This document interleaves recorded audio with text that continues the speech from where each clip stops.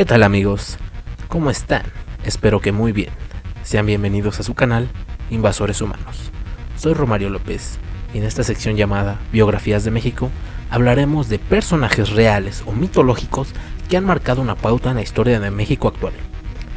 Esta semana, en el episodio número 12 de Invasores, estoy junto una vez más, como cada semana, con mi amigo Juan. ¿Cómo estás, Juan? Hola amigos, hola Roma, muy bien, estamos aquí contentos de grabar este episodio el 12 y esperando ver qué sorpresas nos tiene para hoy esta biografía. ¿Y qué nos tiene deparado el 2021, no? Yo creo que será un buen año para todos, aunque es difícil por la pandemia y todo esto, pero tenemos que echarle ganas, no hay para más. Y tú sigues enfermo. Y no, es un gargajo, creo que tengo atorado. No, todo muy bien, todo perfecto. Como cada semana queremos agradecerles a todos ustedes, nuestros suscriptores, por su apoyo, por sus vistas y siempre recordándoles que pues si no se han suscrito, pues suscríbanse y nos regalen el me gusta y todo lo demás, ya saben, ¿no? Algún comentario que quieran hacer, será bien recibido y leído y contestado. Y no olviden nuestra página de Facebook, que es Invasores Humanos o Noobs in the Rock, cualquiera de las dos, es la misma. Y pues nada, ¿no? Pues creo que ya no hay nada más que agregar, Juan. Bueno, pues los dejamos por el episodio número 12 de Invasores Humanos.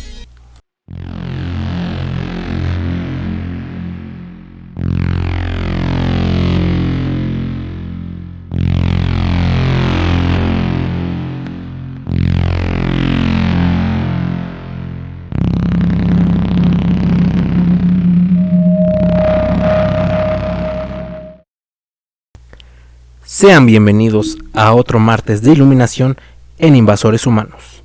Como cada semana me acompaña a mi lado Juan Pablo para contarles una historia. ¿Cómo estás, Juan?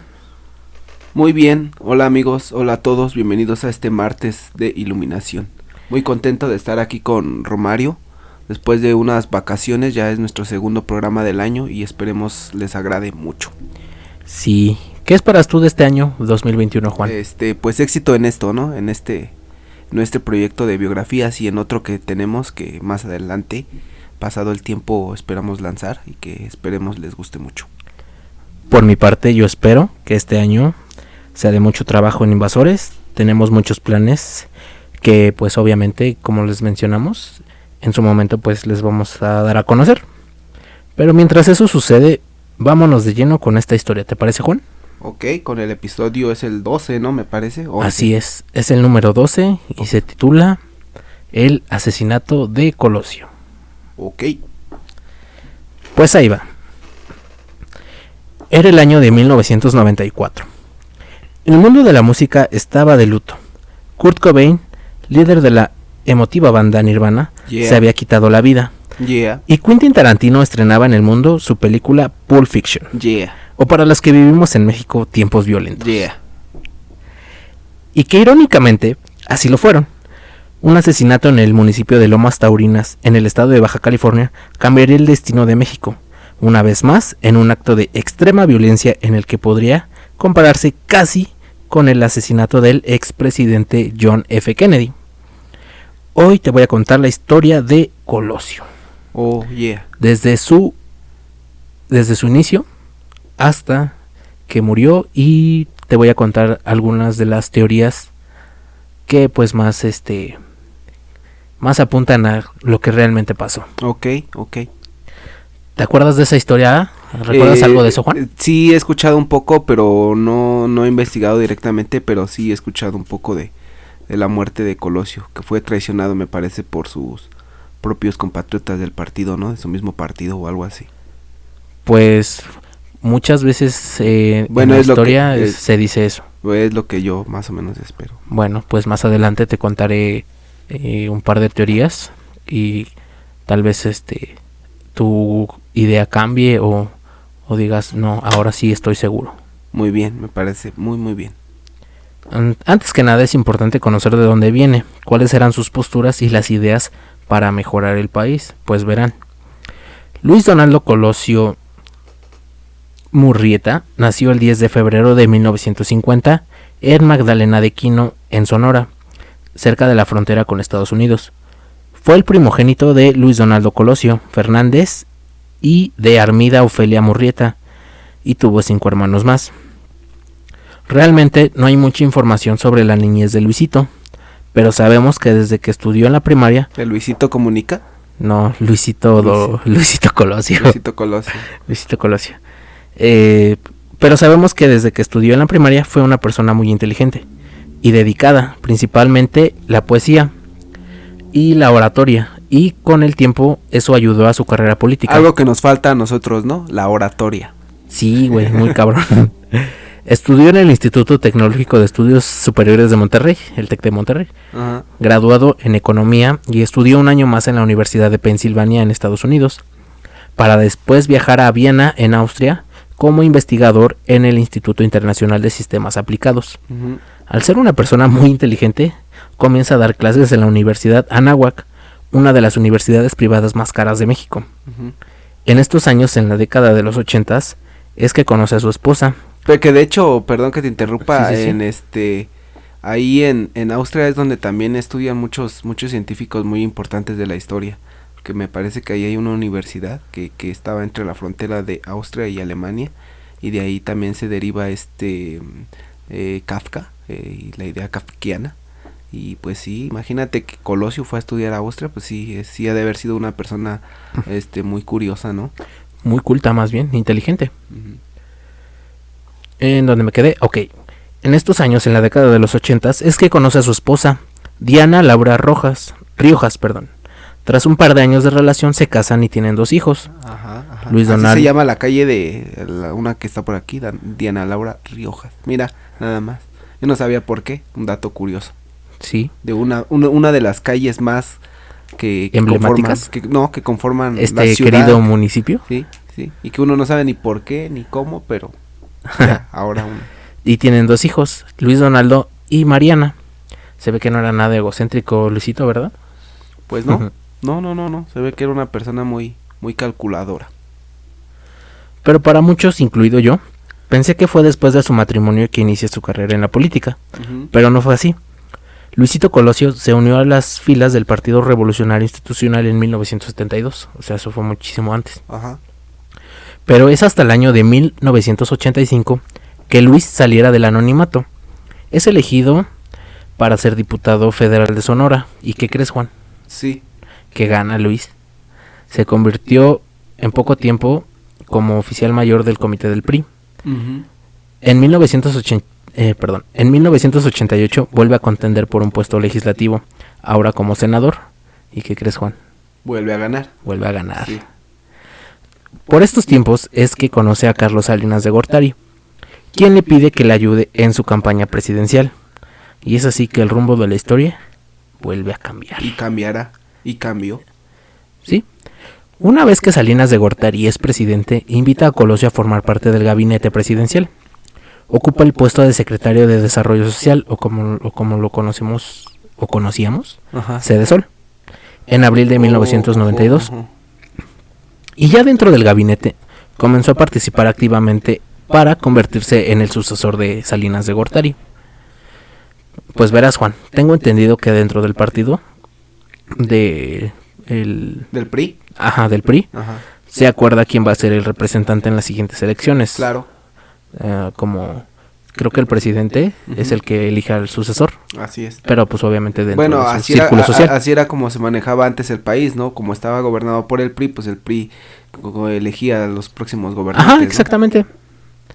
Pues de verás. Su propio partido, obviamente. Sí, obviamente. En estos tiempos habían 3 aspirantes: Colosio, el secretario de Hacienda Pedro Aspe Armella y Manuel Camacho Solís. Este último era un gran íntimo de Salinas. Ajá. Él era el jefe del departamento del Distrito Federal.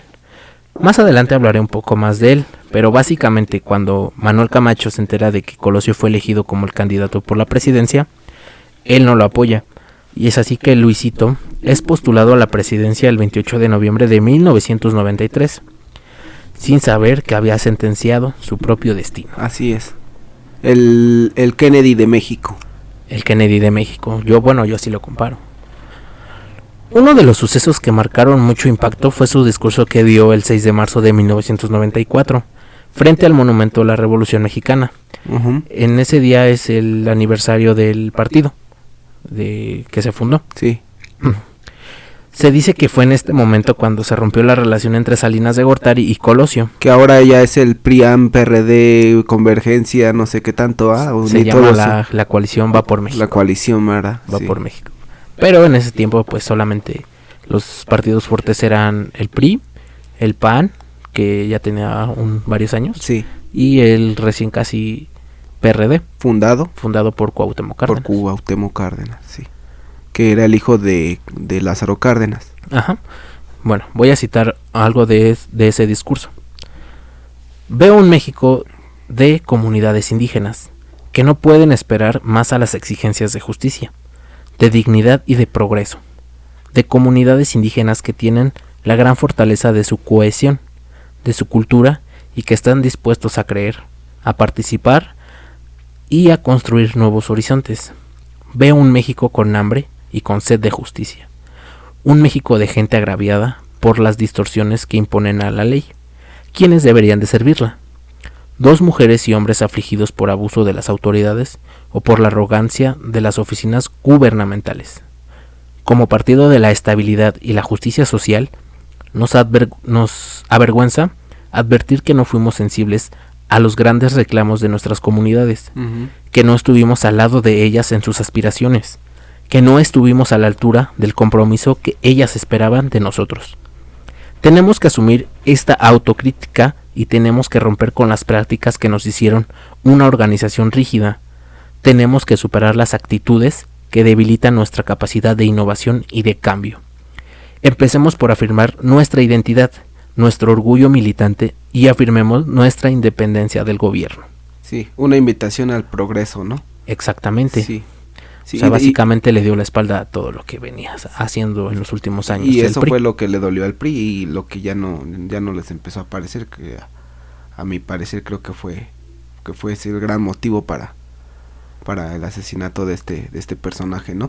Y además que tenía esas ideas que habíamos compartido en diferentes videos de darle prioridad a los que verdaderamente eran los que impulsaban el país, ¿no? Los mexicanos agrarios. Exactamente, como lo habíamos comentado en el episodio de Porfi. Ok. Antes de continuar, quiero pedir una disculpa si no soy un buen intérprete musical. Como te dije, nos falta oratoria. Pero, pues lo intentaré y espero que les guste. ¿Vas a cantar? Sí. Oh. Y ahí va. Y vamos a la molienda. Y vamos a la molienda. De pronto veo venir cerquita de mí. Yo vi a una culebra mirando hacia mí. Y yo grité, ¡ay, la culebra! Y yo grité, ¡ay, la culebra! ¡La Z! Son las 5:23. Soy muy malo, discúlpenme. Pues bueno. Se nota. Suena la culebra en el fondo y aparece una pistola a la derecha. Es una mano decidida que jala rápidamente el gatillo. La cabeza del candidato se pandea por el impacto. Ajá. Suena otra detonación de bala. Las voces detrás de la cámara gritan un improperio, sorprendidas, y el aparato se agita por unos segundos. La multitud se dispersa, confundida, y vemos que los cuerpos de seguridad cargan inseguros el cuerpo del candidato. Sí, en su meeting, ¿no? En su discurso. Nadie sabe qué estaba pasando. Sí. La culebra fue la canción que sonó al final de ese mitin en Lomas Taurinas. Nadie sabía lo que estaba pasando. Ahora, nadie sabe lo que pasó. Órale. Ahora que escuché esa canción voy a pensar demasiado en Colosio, ¿eh? ¿Sí? No, pues no tenía ni idea que esa canción había sonado al último de su discurso. Ahora voy a escuchar y sentir con diferente sentimiento. Esa canción la de culebra la culebra. De la banda Machos. Pues bueno, era 23 de marzo y por segunda ocasión en la historia de México un presidente había sido asesinado, como ocurrió 66 años antes. La teoría que termina prevaleciendo sobre el asesinato es la del asesino solitario. Por ejemplo, a Obregón no lo mató la conspiración de Calles para mantener el poder, sino León Toral, un fanático religioso. A Colosio no lo mató una conjura del presidente Salinas, ni Manuel Camacho, su rival político, Ajá. ni una conspiración del narcotráfico, Ajá. sino un asesino solitario de difusas ideas sobre pacifismo. No mames. El expediente del asesinato de Colosio se cerró hace poco más de 20 años. Ajá. La versión oficial está dada. Los jueces, después de muchas desavenencias y 4 investigadores oficiales de la Procuraduría General de la República, tomaron su decisión. Mario Aburto está purgando ahora mismo una condena de 45 años de cárcel. Pese a esto, todavía muchos nos preguntamos quién mató a Colosio y por qué. ¿Tú qué piensas, Juan? Pues según como te lo había dicho, pues había sido Ávila Camacho, ¿no? Bueno, lo que yo había leído. Ávila Camacho, ¿no? Ávila Camacho es de antes. ¿Cómo dices ¿Salinas? No, su competidor. Sí, era Camacho, ¿no? No. Sí, Manuel Camacho. Manuel Ávila Camacho. Sí. Sí, él era su competidor, entonces pues ya estaban en una ¿cómo se le dice? Contienda o no, antes de llegar a un contendiente que fuera para la presidencia, estaban peleando ellos dos para ser quién iba a representar al Partido Revolucionario Institucional. Entonces pues ya Colosio pues ya lo llevaba de calle, ¿no? Y pues muchos piensan que pues fue Ávila Camacho el que realmente fue el que le dio el tiro de gracia para dejarle el camino libre hacia la presidencia, porque al fin y al cabo sabemos que pues el PRI va a ganar, ¿no? No sé con quien estuviera al frente, pero el PRI va a ganar. Exactamente. Pues bueno, te voy a contar ahora sí dos teorías y pues platicamos juntos sobre esto. ¿Qué te parece? Ok. Bueno, encuestas aseguraban que en los albores del magnicidio, más del 80% de los mexicanos rechazaban la teoría del asesino solitario. Y las cifras no han cambiado mucho, ¿sabes?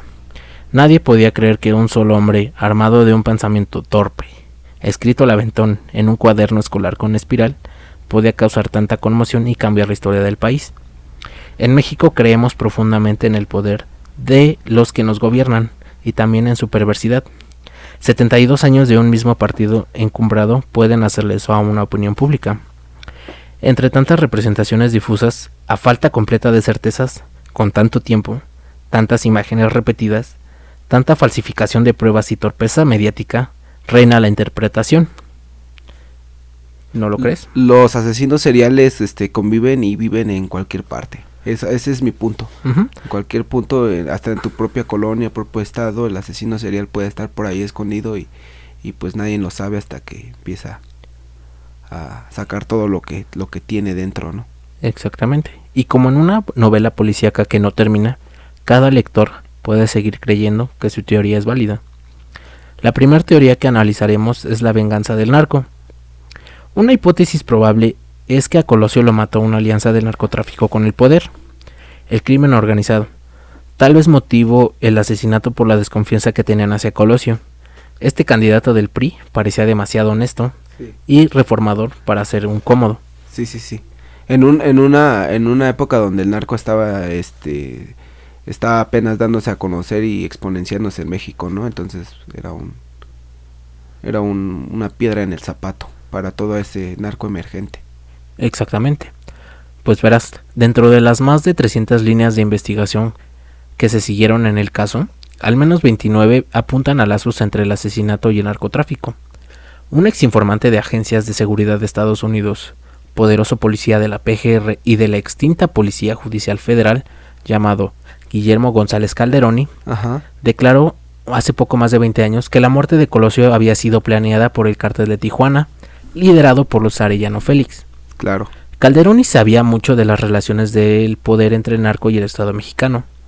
Había recibido dinero de varios cárteles por matar rivales y quitar a grandes capos de ciertas plazas, incluyendo al jefe de jefes, Félix Gallardo, a quien arrestó en 1989. Y de hecho, estaba yo, no sé si por ahí han visto la serie de Narcos, pero te hablo un poco de esto.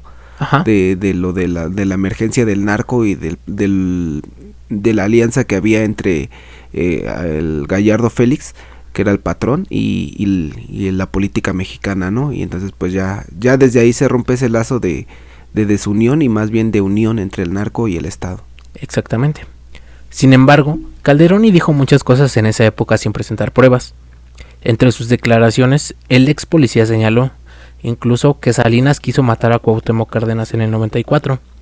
Al final, González Calderoni fue asesinado de un balazo en Texas en el 2003, y con él se perdieron muchas historias. La muerte violenta de un hombre con ese conocimiento aumentó las sospechas, y esta no fue la única muerte sospechosa. El asesinato de Colosio estuvo rodeado de otras muertes. La opinión pública atribuyó muchos de estos asesinatos laterales, incluyendo el de Calderoni, a las relaciones del crimen organizado con el magnicidio. 3 miembros del equipo de seguridad de Colosio fueron asesinados antes y después del magnicidio. Por ejemplo, José Larrazolo Rubio, ex comandante policíaco que iba a ser jefe de seguridad de Colosio, fue asesinado en su casa en enero de 1994. También murió en una balacera a principios de marzo de ese mismo año Alejandro Castañeda Andrade, agente de la PGR que iba a formar parte del equipo de seguridad de Colosio en su gira por Baja California.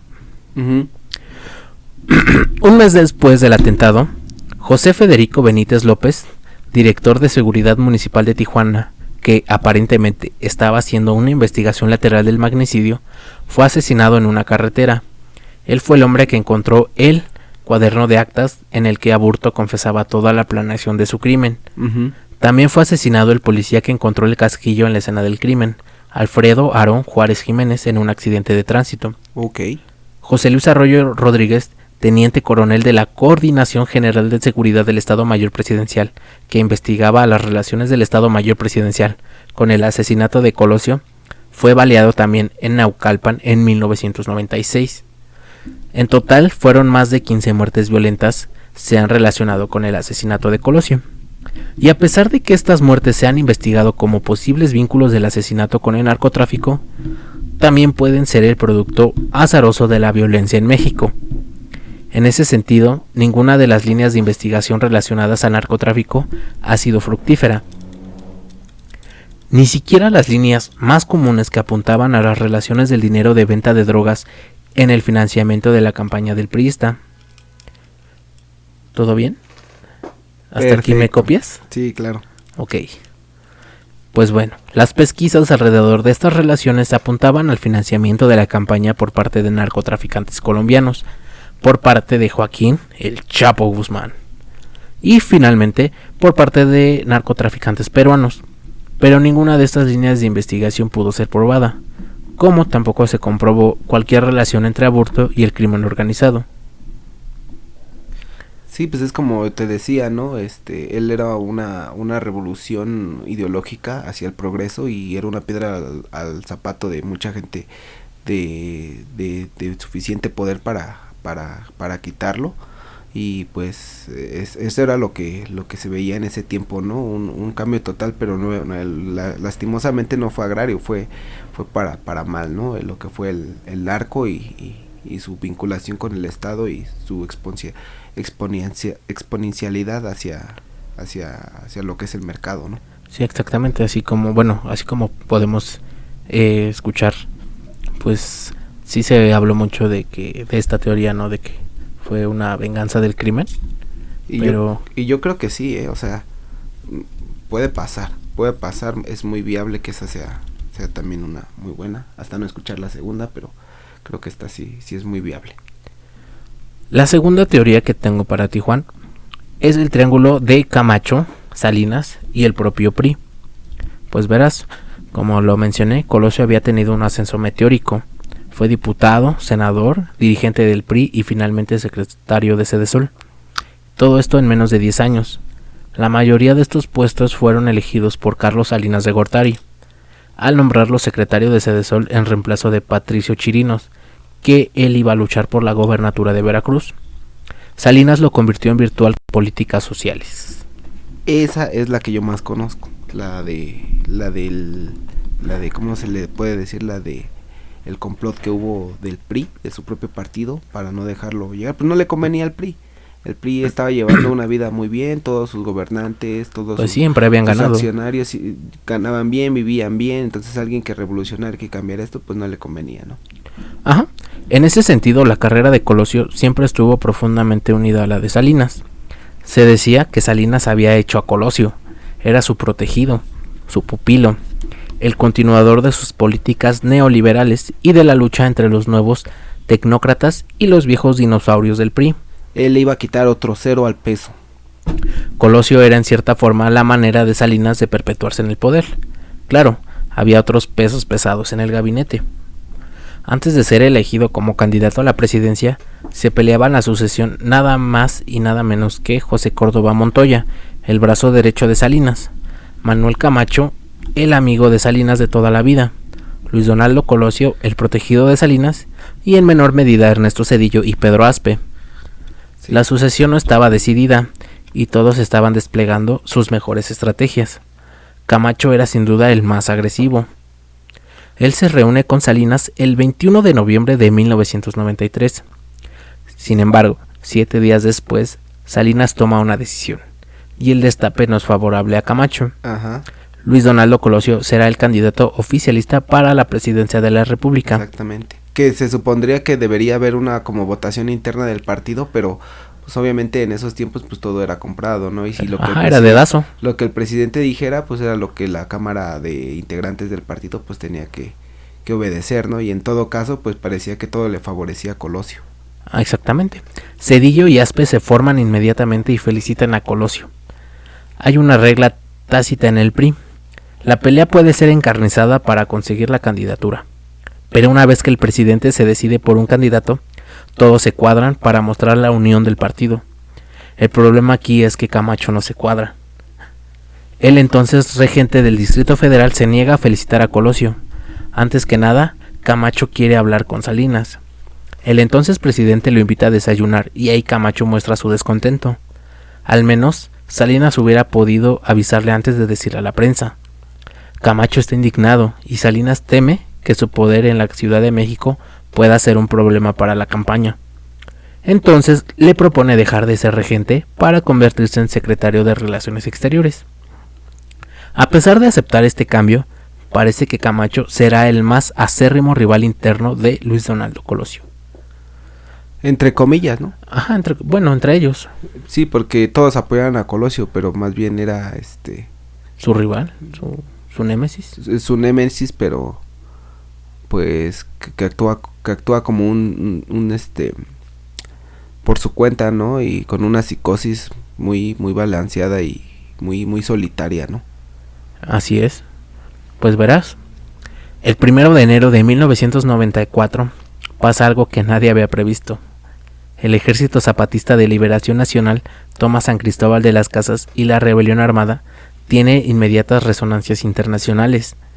En cuanto comienzan a salir fotos de combatientes muertos y la amenaza de una represión brutal por parte del ejército, empieza a rondar la cabeza de todos. Camacho se ofrece para ir a Chiapas para calmar las aguas. Su ex suegro, el doctor Manuel Velasco, fue gobernador del estado y lo mantiene al tanto, bien informado y con un enorme colmillo político. Camacho entiende la necesidad de la negociación frente a un ejército que se sustenta más en ideas que en real poder armamentístico. Sí. Y entiende también que la imagen de Salinas está a punto de relacionarse con la de los viejos dinosaurios autoritarios del PRI, como este cabrón de Movimiento del 69.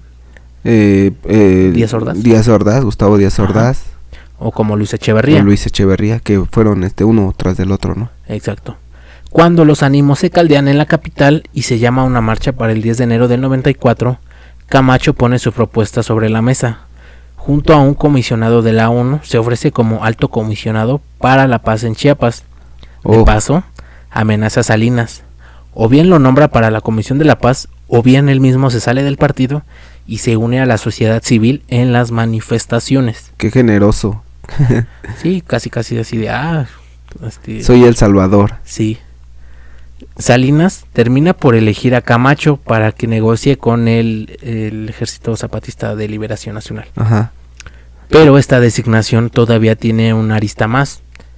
Camacho pide no tener salario del gobierno y renunciar a su cargo como secretario de Relaciones Exteriores para negociar en mejores términos. El mártir.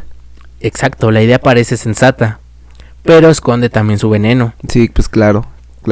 Al no estar percibiendo un salario del gobierno, Camacho es libre, constitucionalmente, de ser candidato a la presidencia.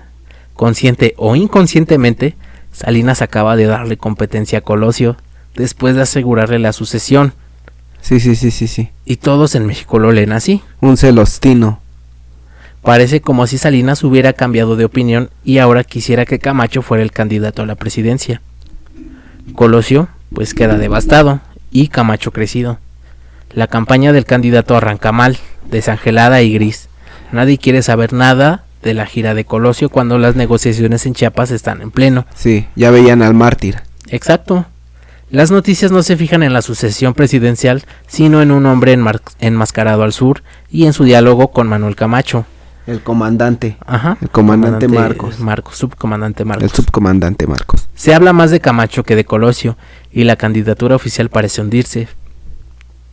La tensión seguirá escalando entre estos dos rivales políticos,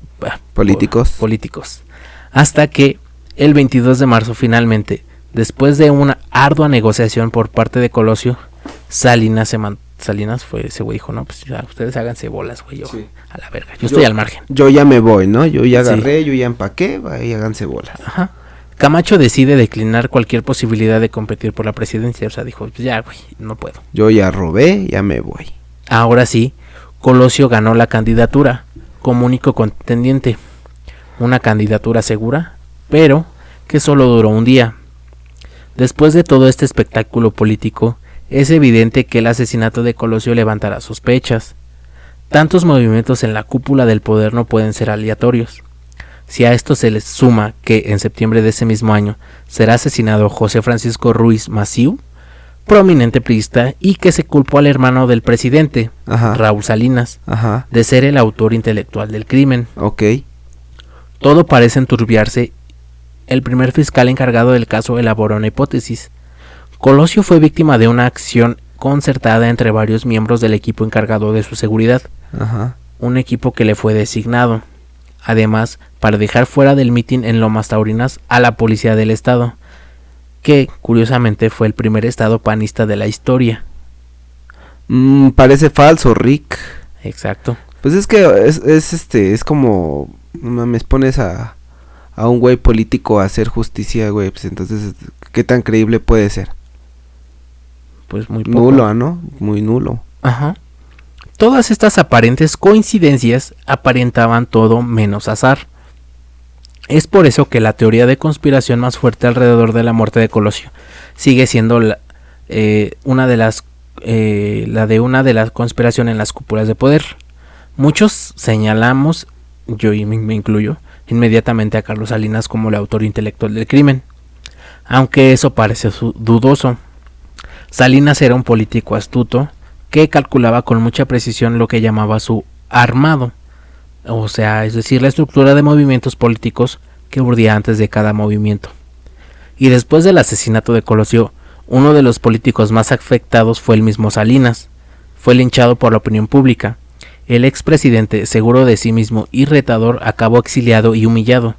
Si es él el asesino intelectual de Colosio, este asesinato no le hace mucho honor a su intelecto. Merecidamente, aparte de que en su sexenio pues fue donde más México sufrió, ¿no? Sin embargo, la teoría de que Salinas mató a Colosio sigue siendo popular, sobre todo con las nuevas lecturas que se le ha dado al discurso de Colosio del 6 de marzo. En ese polémico y efusivo discurso que Colosio dio en el Monumento a la Revolución, se marcó claramente una estrategia de campaña: alejarse de Salinas y criticar el presidencialismo. Sí. Pero muchos vieron este giro en la populismo, ¿no? Ajá. Sí. Muchos vieron en este giro en la comunicación política de Colosio como un distanciamiento entre el candidato y el presidente. En cualquier caso, estas teorías son imposibles de asumir o de desmentir. O incomprobables. Incomprobables, exactamente. Asesino o asesinos.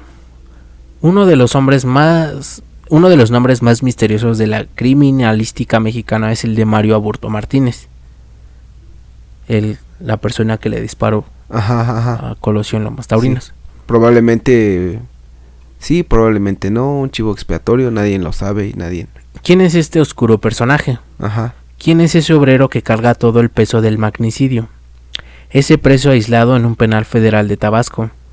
Ese aficionado a la escritura que se creía un García Márquez sin secretaria para corregirle las faltas de ortografía. Inmediatamente después de que sonaron las 2 detonaciones esa tarde del 23 de marzo, en Lomas Taurinas, los agentes que protegían a Luis Colosio atraparon a un joven de 23 años, O sea, no mames, güey. Ni siquiera...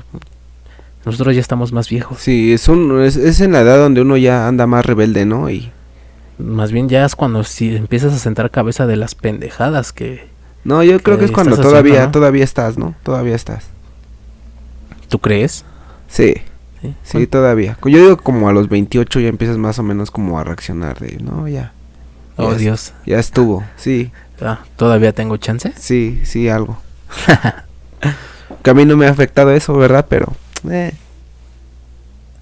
El joven con el pelo rizado, un insípido bigote y una chamarra negra era el aparente portador de la Taurus calibre 38 que disparó contra la hacienda de Colosio. Fue llevado a un interrogatorio en donde, por más de 2 horas, fue sometido a violentos tratos y preguntas. Aburto confesó haber asesinado a Colosio y luego lo negó toda su vida. Según los 3 análisis psicológicos que le hicieron, Aburto resultó ser un sociópata, retraído de la sociedad con personalidad borderline, y sin embargo sus padres han dicho que era él el más responsable entre los hermanos de la familia, y que con sus turnos de madrugada en una maquila de Tijuana pagaba los gastos de toda la familia. Ok. Cuando los policías presentaron a Aburto a la prensa, ya recluido en el penal de Almoloya, lo habían confundido con Hugo Sánchez. El inculpado apareció rasurado y con el pelo corto. Las imágenes de un tipo escuálido, pequeño, flaco, de pelo rizado y bigotillo contrastaban con el de este hombre fornido, de cuello ancho, tez clara, pelo al ras y rasurado. Inmediatamente empezaron las dudas. O sea, ¿cómo lo cambiaron? Ahí voy. Ajá. Ese no podía ser Aburto. El asesino había sido reemplazado. Se llegó a creer que hubo incluso 3 Aburtos. No mames. Ajá. El verdadero, el que fue asesinado en un taller mecánico un día antes de que se cometiera el crimen y que fue detenido, y el que apareció en Almoloya. Todos estos juegos de suplantaciones servían para ocultar la verdadera identidad del asesino. Claro, esta hipótesis, por eso, sigue relacionándose con las teorías que señalan a la cúpula priista o al presidente de la República como los autores intelectuales del crimen. Sí. Todo nace, entonces, de la forma irresponsable en que se llevaron las pesquisas de 1994. Fue desde un principio que todo se enturbió. Tomaron mala altura de Aburto, que parecía variar entre el 1,64 m y el 1,70 m.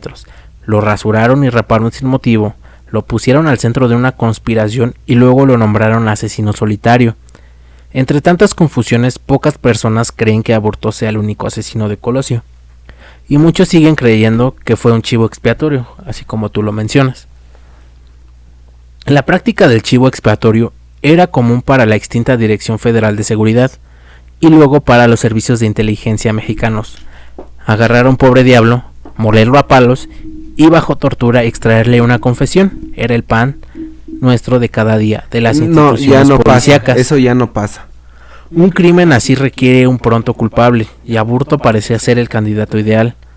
Imagínate, joven, pobre, marginado, rebelde y con convulsas ideas políticas, el michoacano estaba encerrado de antemano. Aburto sostiene ahora que es inocente.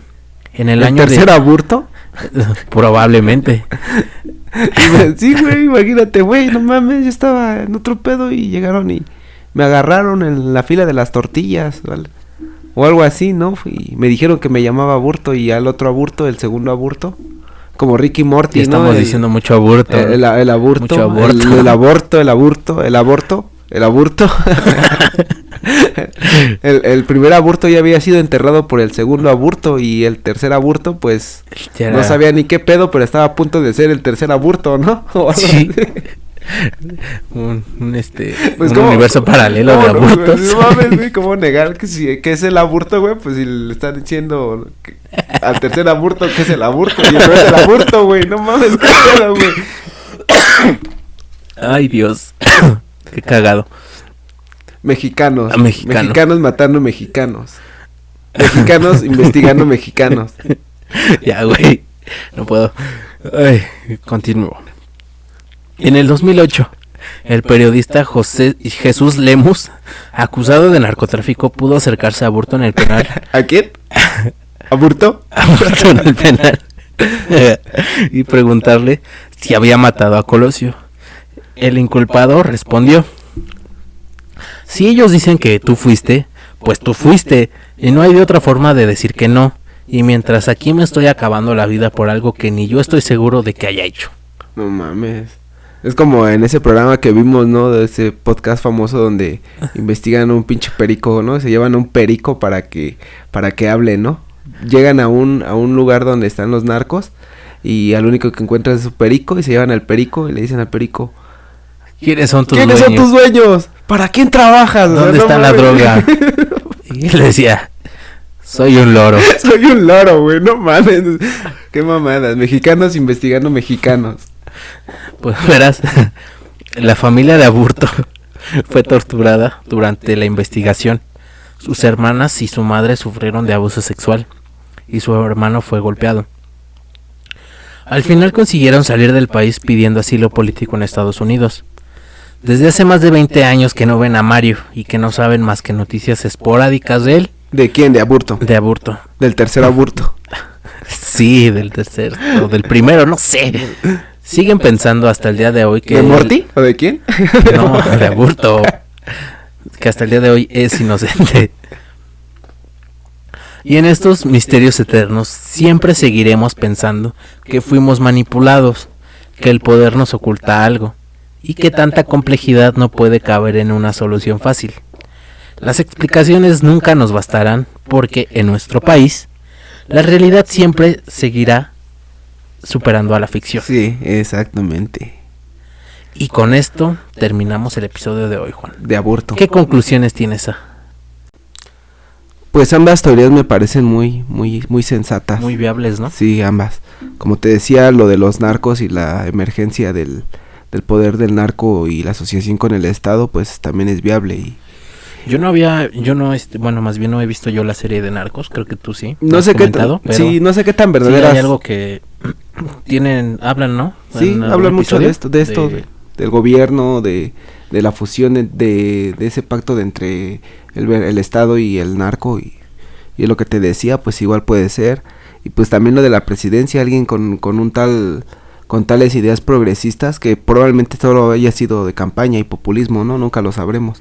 Pero que se interpone ante un PRI que cómodamente ha estado viviendo los últimos años del país, pues también es una piedra. A mí me parecen muy viables. Lo único que no me pareció muy viable fue lo de el Aburto, porque pues sí estuvo muy pasado de lanza y pareciera como si fuera un chivo expiatorio el pobre. En este el caso, pobre sí, o los tres pobres cuates, ¿no? Si fue un chivo expiatorio, entonces todo apuntaría a que fue como pues